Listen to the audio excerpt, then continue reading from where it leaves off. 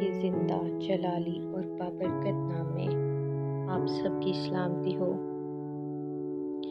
کلام کا آج حصہ جو ہم پڑھیں گے وہ ہے پیدائش، اس کا دوسرا اور تیسرا باب۔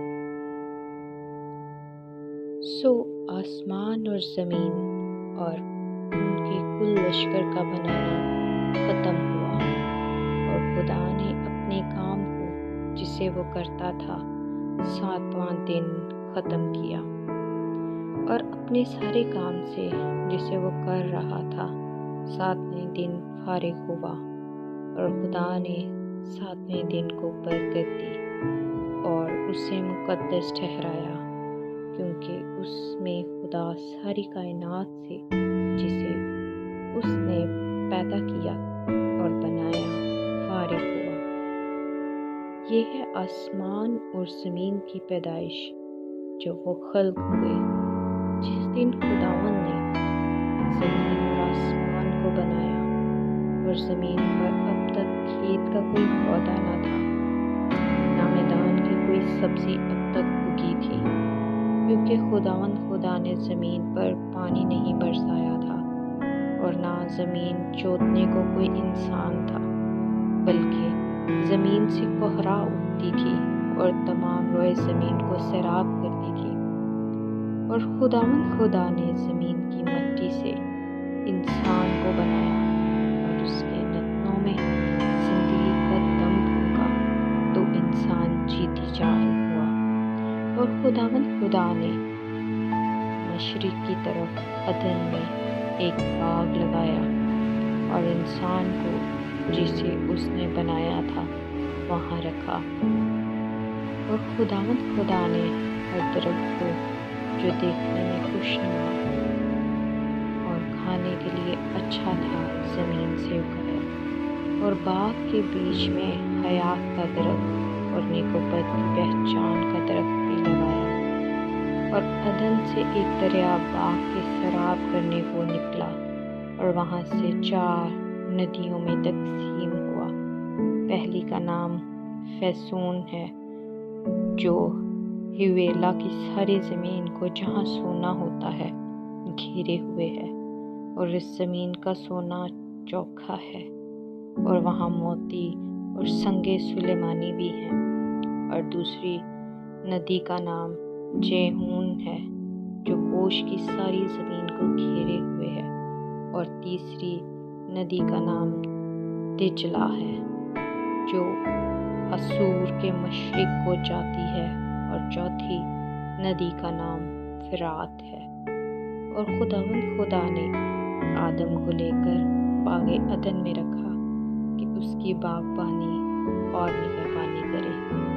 اور خداوند خدا نے آدم کو حکم دیا اور کہا کہ تو باغ کے ہر درخت کا پھل بے روک ٹوک کھا سکتا ہے، لیکن نیک و بد کی پہچان کے درخت کا کبھی نہ کھانا، کیونکہ جس روز تو نے اس میں سے کھایا تو مرا۔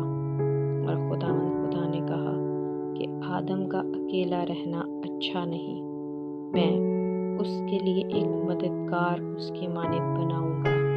اور خداوند خدا نے کل دشتی جانوروں اور ہوا کے پرندے مٹی سے بنائے، اور ان کو آدم کے پاس لائے کہ دیکھے کہ وہ ان کے کیا نام رکھتا ہے۔ اور آدم نے جس جانور کو جو کہا وہی اس کا نام ٹھہرا۔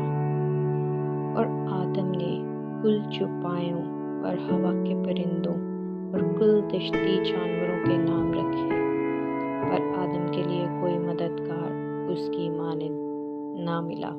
اور خداوند خدا نے آدم پر گہری نیند بھیجی، اور وہ سو گیا، اور اس نے اس کی پسلیوں میں سے ایک کو نکال لیا اور اس کی جگہ گوشت بھر دیا۔ اور خداوند خدا اس پسلی سے جو اس نے آدم میں سے نکالی تھی ایک عورت بنا کر اس آدم کے پاس لایا۔ اور آدم نے اس سے کہا، یہ تو اب میری ہڈیوں میں سے ہڈی اور میرے گوشت میں سے گوشت ہے، اس لیے وہ ناری کہلائے گی، کیونکہ وہ نر سے نکالی گئی۔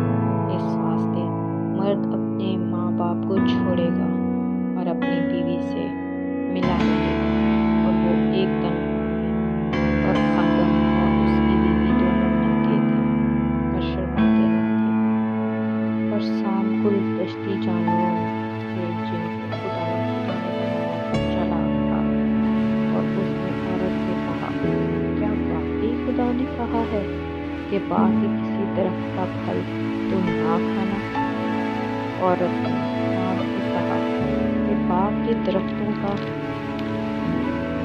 پھل تو ہم کھاتے ہیں، پر جو درخت باغ کے بیچ میں ہے اس کے پھل کی بابت خدا نے کہا ہے کہ تم نہ تو اسے کھانا اور نہ چھونا، ورنہ مر جاؤ گے۔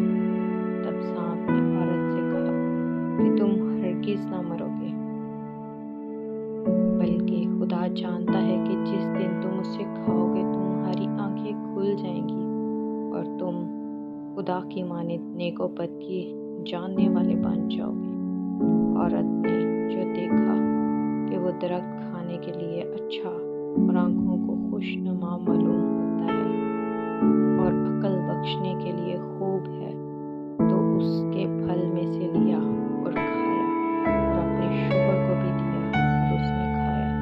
تب دونوں کی آنکھیں کھل گئیں اور ان کو معلوم ہوا کہ وہ ننگے ہیں، اور انہوں نے انجیر کے پتوں کو سی کر اپنے لیے لنگیاں بنائی، اور انہوں نے خداوند خدا کی آواز جو ٹھنڈے وقت باغ میں پھرتا تھا سنی، اور آدم اور اس کی بیوی نے آپ کو خداوند خدا کے حضور سے باغ کے درختوں میں چھپایا۔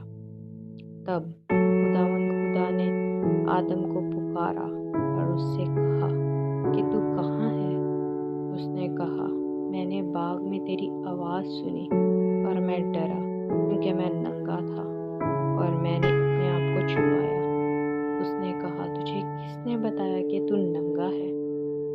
کیا تو نے اس درخت کا پھل کھایا جس کی بابت میں نے تجھ کو حکم دیا تھا کہ اسے نہ کھانا؟ آدم نے کہا جس عورت کو تو نے میرے ساتھ کیا ہے اس نے مجھے اس درخت کا پھل دیا اور میں نے کھایا۔ تب خداوند خدا نے عورت سے کہا کہ تو نے یہ کیا کیا؟ عورت نے کہا کہ سانپ نے مجھ کو بہکایا تو میں نے کھایا۔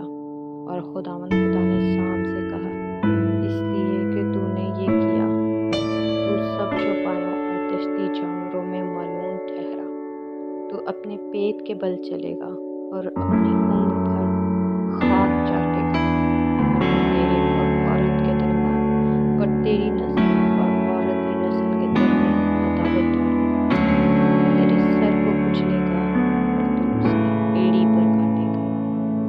پھر اس نے عورت سے کہا کہ میں تیرے درد حمل کو بہت بڑھاؤں گا، تو درد کے ساتھ بچے جنے گی اور تیری رغبت اپنے شوہر کی طرف ہوگی اور وہ تجھ پر حکومت کرے گا۔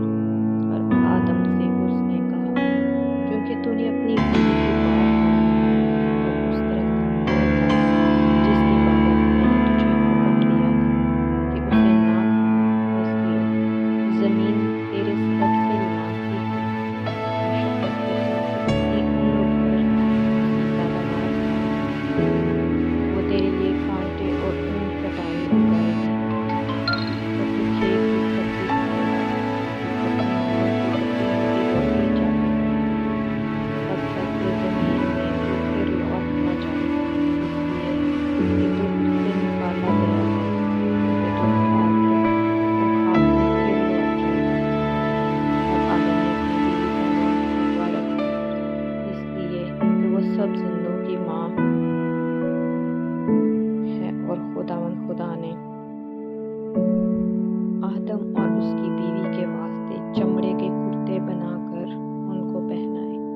اور خداوند خدا نے کہا دیکھو انسان نیک و بد کی پہچان میں ہم میں سے ایک ہی مانند ہو گیا، اب کہیں ایسا نہ ہو کہ وہ اپنے ہاتھ بڑھائے حیات کے درخت میں سے بھی کچھ کھا لے اور ہمیشہ جیتا رہے۔ اس لیے خداوند خدا نے اس کو باغ عدن سے باہر کر دیا تاکہ وہ زمین کی جس میں ہے وہ لیا گیا تھا کھیتی کرے۔ چنانچہ اس نے آدم کو نکال دیا اور باغ عدن کے مشرق کی طرف کروبیوں کو اور چوگیت ہونے والی شعلہ زن تلوار کو رکھا کہ وہ زندگی کے درخت کی راہ کی حفاظت کریں۔ پاکلام کے پڑھے اور سنے جانے پر خداوند کی برکت اور خدا کا شکر ہو۔ آمین۔